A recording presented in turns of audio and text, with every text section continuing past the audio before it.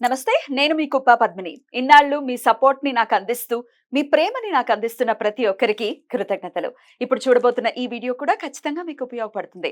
Like, share and subscribe చేసి మీ ఇష్టాన్ని, అలాగే మీ సపోర్ట్‌ని నాకందించండి. అలాగే ఈ వీడియో పట్ల మీ అభిప్రాయాన్ని కామెంట్ సెక్షన్‌లో కామెంట్ చేసి నాకు తెలియజేయండి. నమస్తే. నమస్తే. Welcome to our channel. నేను పద్మిని. ప్రస్తుతం మనతో పాటు ప్రముఖ ఆధ్యాత్మికవేత్త, ఆస్ట్రో న్యూమరాలజిస్ట్, ఎనర్జీ వాస్తు స్పెషలిస్ట్, శ్రీ విద్య ఉపాసకురాలు శ్రీమతి జయప్రద గారు మనతో పాటు ఉన్నారు. మాట్లాడదాం. జయప్రద గారు నమస్కారం అండి. నమస్తే అమ్మ. శ్రీమాత్రే నమః. దేవి నవరాత్రిలోనే ఉన్నాం. మీకు దేవి నవరాత్రుల శుభాకాంక్షలు. మీకు కూడా శుభాకాంక్షలు అన్న. దసరా శుభాకాంక్షలు. ప్రేక్షకులకి దసరా శుభాకాంక్షలు. Thank you so very much. చాలా అద్భుతమైనటువంటి విషయాల్ని తెలియజేస్తూ ఉన్నారు మీరు. దేవీ నవరాత్రుల్ని పురస్కరించుకుని మనం ఆయా రోజుని బట్టి ఆ అమ్మవారి ఆరాధనని చాలా అద్భుతంగా వివరిస్తున్నారు. దాంతో పాటు ఆ అమ్మవారి ఆరాధనతో పాటు ఏ గ్రహశాంతి జరుగుతుంది అనేది కూడా చెప్తున్నారు. ఖచ్చితంగా ఇది శాస్త్ర వచనమే. ఎందుకంటే అటు దశమహావిద్యల్లో నుంచి మనం గనక చూసుకుంటే దశమహావిద్యల్ని కూడా చాలా విశేషంగా దేవీ నవరాత్రుల్లో చేసుకోవటం అనేది అందరికీ తెలిసినటువంటి విషయం. అంటే వాళ్ళ గురువుల నుంచి వస్తే గనక ఆ ఆరాధనని చేసుకుంటారు. ఈ దశమహావిద్యల్ని అనుసంధానం చేసుకుని ఆ గ్రహ శాంతి జరగటం అనేది కూడా చాలా చాలా పండితులు చెప్పేటటువంటి విషయం. సో దాన్నే మీరు కూడా చక్కగా చెప్తున్నారు. అయితే దశమహావిద్యల జోలికి వెళ్లకుండా సాత్విక రూపాల్ని పూజిస్తూ తద్వారా గ్రహ శాంతుల్ని ఎలా తెచ్చుకోవచ్చు అనేది చాలా అద్భుతంగా మాకు వివరిస్తున్నందుకు ప్రేక్షకుల తరపున కృతజ్ఞతలండి. భగవంతు ఇచ్చిన అవకాశం అన్న ఇది. ఎందుకంటే కలియుగంలో మనకి చెప్పింది ఏంటంటే మన అన్ని యుగాల్లోంచి చూసుకుంటూ వస్తే ఒక యుగంలో దేవతలు మానవులు ఒకేలాగా నడిచే యుగం. వాళ్ళకి కావాల్సిన విధాలుగా వెళ్ళాలంటే స్వర్గానికి నరకానికి నడుచుకు వెళ్ళే అంత స్తోమత స్థితి ఇచ్చారు మానవులకి. తర్వాత జపం తపస్సు చేస్తేనే కనిపించారు. ఆ తర్వాత వచ్చి అనుష్ఠానం పూజలు చేసి హోమాలు చేస్తేనే కనిపించారు. కానీ కలియుగం వచ్చినప్పటికి ఏమైందంటే నామాన్ని చేస్తే కూడా నేను పలుకుతాను అని చెప్పాడు ఆయన. సో నామాన్ని చేస్తే పలికినప్పుడు మనం ఎందుకు అంత తీవ్రమైన తపస్సులు తీవ్రమైన పూజలు చేయాలి? చేయగలిగిన స్తోమత ఉన్న వాళ్ళు, చేయగలిగిన శక్తి ఉన్న వాళ్ళు చక్కగా చేసుకోవచ్చు.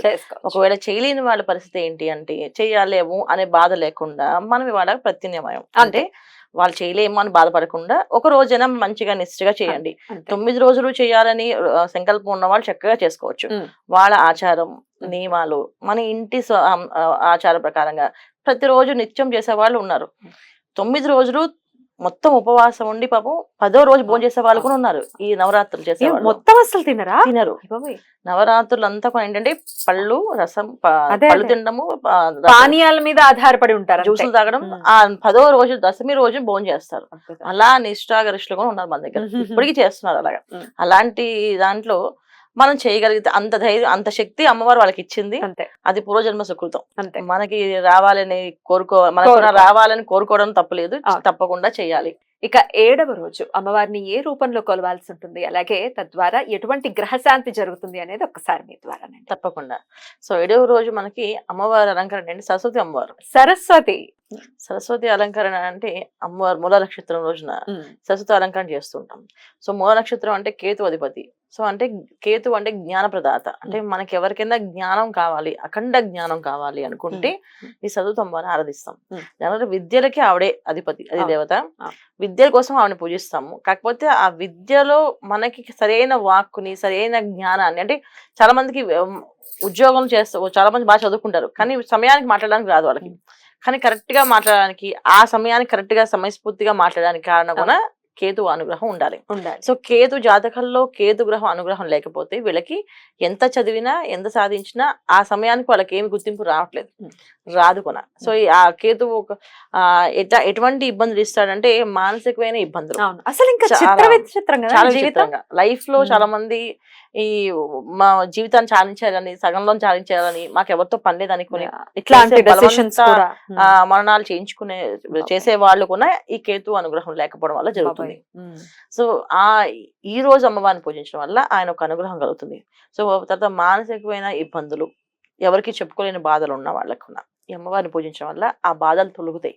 జనరల్ గా సరస్వతి అమ్మవారు అంటే విద్యకి అధిదేవత, ఆ విద్య వస్తుంది అని ఉంటారు. కానీ విద్యకు అధిదేవత అయినప్పటికీ కూడా కానీ మనకు తెలియని విద్య ఏంటంటే మనలో ఉండే దుర్గుణాలు ఏవైతే ఉన్నాయో అవన్నీ తొలగిస్తుంది Hmm. ఆవిడ పూజించడం వల్ల.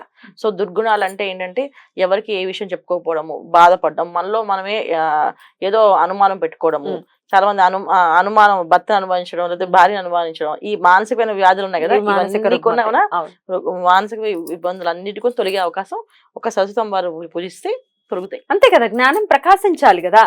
ఇప్పుడు ఉంది కానీ అది ఉపయోగపడకపోతే ఎలాగా? అంతే, ఖచ్చితంగా ఉపయోగపడుతుంది అమ్మవారిని పూజిస్తే.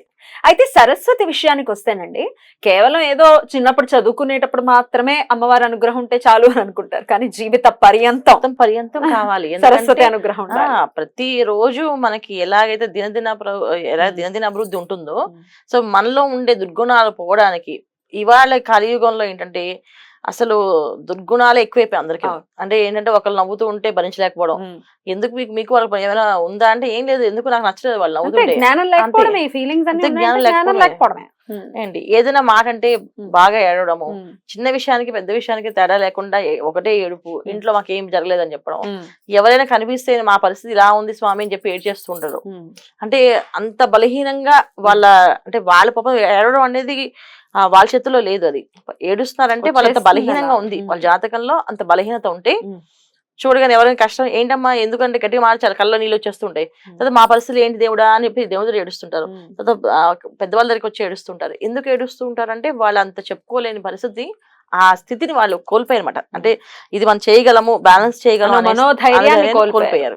సో ఈ మనోధైర్యం కోసమని అమ్మవారిని పూజించడం వల్ల ఈ సంవత్సరం అంతా మళ్ళీ వచ్చే మూల నక్షత్రం వరకు ఈ సంవత్సరం మొదలు పెడితే వచ్చే సంవత్సరం వరకు ఈ సంవత్సరం అంతా ఈ దుర్గుణాలన్నీ తొలుగుతాయి మనలో.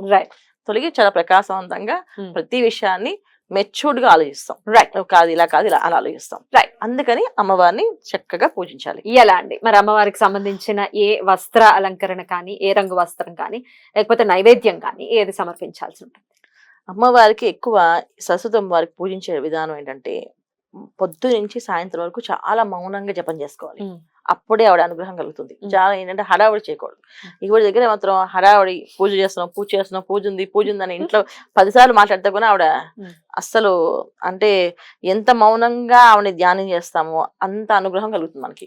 సో అంత మౌన వ్రతాన్ని పాటిస్తూ మనసులోనే అమ్మవారి జపం చేసుకుంటూ అమ్మవారిని చక్కగా నామాన్ని ఐం అనే మంత్రం చేసుకుంటూ ఐం అనేది ఐం ఐం ఐం మన పిల్లలు గాని పెద్దవాళ్ళు గాని ఈ మనసులో అలా కంటిన్యూ అనుకోవడం. శ్రీమాత్రే నమః కూడా అనుకోవచ్చు. అమ్మవారికి సరస్వతి అమ్మవారి మంత్రమే కాదు, శ్రీమాత్రే నమః అనుకుంటూ ఇది కంటిన్యూ చేసుకుంటూ సాయంకాలం చేసేవాళ్ళు సాయంకాలం పూజ, పగలు చేసుకునే వాళ్ళు పగల పూజ, పగలు మధ్యాహ్నం రాత్రి 3 పూటలు చేసుకునే వాళ్ళు శుభ్రంగా చేసుకోవచ్చు. అయితే నేను చెప్పే విధానం ఏంటంటే స్తోమత ఉన్న వాళ్ళు శుభ్రంగా చేసుకోండి, స్తోమత లేని వాళ్ళు మామూలుగా చేసుకోండి, కానీ పూజ అయితే కంపల్సరీ, జపం అయితే కంపల్సరీ. ఇవి 2 చేస్తూ ఉంటే మీకు అనుగ్రహం కలుగుతుంది. ఇప్పుడు మనం చేసిన దానికి ఎంతో కొంత ప్రతిఫలం కావాలి కదా, ఆ ప్రతిఫలం మనం ఎంత చేస్తామో అంత ప్రతిఫలం మనకు దక్కుతుంది. సో ఎక్కువ చేయగలిగిన వాళ్ళు ఎక్కువ చేయొచ్చు. అయితే పొద్దున్న సాయం దాకా జపం చేసుకునే వాళ్ళు సాయంకాలం చక్కగా అమ్మవారికి తెల్లని వస్త్రాలు అంటారు, అమ్మవారికి ఇష్టం. సో తెల్లని వస్త్రం అంటే ఏంటంటే మన మనసులో ఎటువంటి మాలిన్యాలు ఉండకూడదు అని అర్థం. సో ఇంత స్వచ్ఛమైన మనసుతోటి అమ్మవారిని అర్చన చేస్తే మన జీవితంలో కూడా అంత స్వచ్ఛతగా కలిగిన మనుషులు గాని అంత స్వచ్ఛత కలిగిన విషయాలు కానీ జరుగుతాయని అర్థం. అందుకే అమ్మవారికి తెల్లని వస్త్రాలతో పూజ చేస్తారు. తెల్ల వస్త్రం నైవేద్యం, అమ్మవారికి చీర, తెల్లని పుష్పాలతో పూజ, తర్వాత చిత్రరంగు అంటే మనకి మామూలుగా ఏంటంటే ఈ సమయాల్లో చంద్రకాంతి పూలని కాస్తుంటాయి, అందులో గంధపు రంగు పుష్పాలు ఉంటాయి, కాస్త ఎల్లో అండ్ కొంచెం కాఫీ రంగు అలా కలిసి ఉంటాయి. ఆ పూలతో కానీ శంఖం పూలు ఉంటాయి, అలాంటి పూలతో అర్చన చేస్తే ఇష్టం అమ్మవారికి. లేదంటే చక్కగా చామంతి పూలు, తెల్లని చామంతి పూలతో అర్చన చేయండి అమ్మవారికి చక్కగా. సో నైవేద్యం వచ్చినప్పటికి ఏమవుతుందంటే ఇక్కడ పులిహోర నైవేద్యం పెట్టే బదులు ఇక నెయ్యితో అన్నం పెడతారు. ఓన్లీ నెయ్యి వేసి అన్నం, నెయ్యి వేసి దాంట్లో సైంధవ లవణం అంటాం, అంటే ఉప్పు లాంటిది ఇంకొకటి సైంధవ లవణం. సో సైంధవ లవణం వేసి ఆ నైవేద్యం నెయ్యి అన్నము, తర్వాత క్షీరన్నం ప్రసాదం. క్షీరన్నం అంటే పాలతోటే వండుతాం, పంచదార వేస్తారు. సో క్షీరన్నం నైవేద్యం. ఈ 2 నైవేద్యాలు పెట్టాలి. అలసందులు వడ, అలసందులతో నానబెట్టి అలసందులతో వడ చేస్తారు, వడల్లాగా చేస్తారు, గారెల్లాగా. అవి నైవేద్యం అమ్మవారికి పెట్టడం వల్ల మన జాతకంలో ఉండే కేతుగ్రహ దోషాలు నివారణ అవుతాయి. తర్వాత అమ్మవారిని పూజించడం వల్ల పరిపూర్ణమైన అనుగ్రహం కలుగుతుంది మనకి.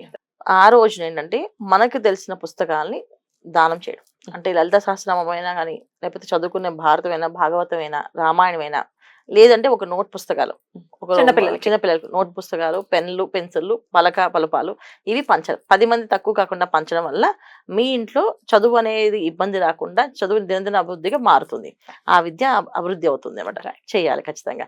అలాగే సువాసిని పూజ, బాల పూజ చేసుకోవాలి. చాలా బ్యూటిఫుల్ గా ఎక్స్ప్లెయిన్ చేశారు. కేతుగ్రహ అనుగ్రహాన్ని పొందాలి అని అనుకుంటే కనుక ఖచ్చితంగా సరస్వతి మాత యొక్క అనుగ్రహాన్ని మనం పరిపూర్ణంగా పొందొచ్చు. ఏ రూపంలో అమ్మవారిని కొలవచ్చు అనేది నెక్స్ట్ వీడియోలో తెలుసుకుందాం. థ్యాంక్ యూ అండి. నమస్తే. నమస్తే అమ్మా. శ్రీమాత్రే నమః.